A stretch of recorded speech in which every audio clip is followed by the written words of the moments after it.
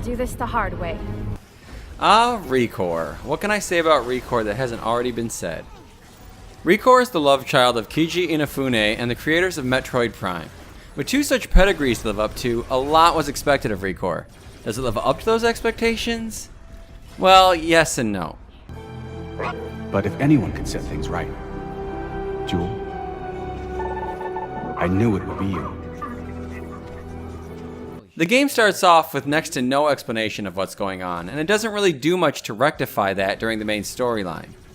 The backstory is told via audio logs that are found throughout the environment. And this is a shame, really, because the world of Far Eden is fairly fascinating, and there are some heavy plot points that could be lost altogether if you don't find them. They locked me out. Me, Julius Roldan. I no longer have access to the Prime Core. Has the Mandate got insane? What if something goes wrong with the pylons? The gameplay is simple but engaging.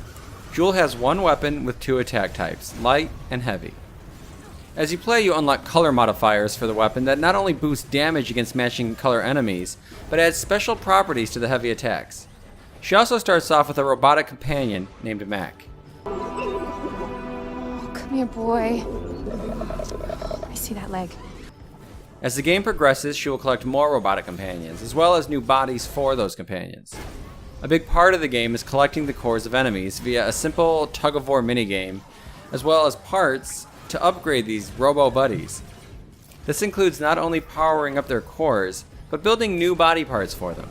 It adds a fun aspect to the game, trying to build the best versions of your buds that you can, both stats-wise and aesthetically. Victor hurt my friend too. His name is Kai. What's your name?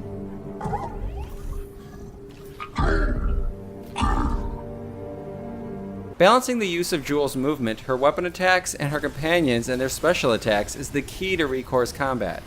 It can seem daunting at first, but it's essential to the game. Trying to rely on Jewel's attacks alone will result in a long, drawn-out fight, and it's just not fun. The last core we need is inside that thing's head. The world itself is rich with content, full of distractions such as challenge dungeons, hidden objects, and more. The main questline is fun, and it features a story that you'll want to finish. Therein lies the main problem with ReCore.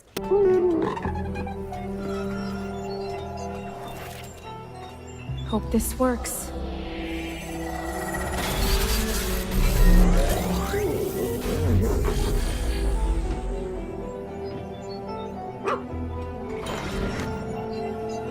Prismatic orbs are the main collectible in ReCore, a game all about collecting stuff. They are used to unlock dungeons and not a lot else really.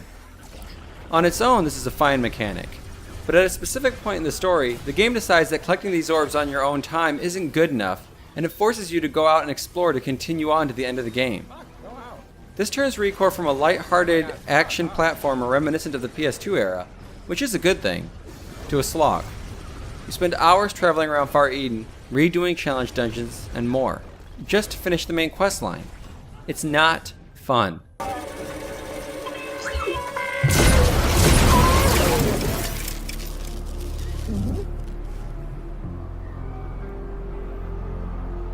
I activated my beacon 5 days ago. Your K9 unit took a long time to find me. Is he alright?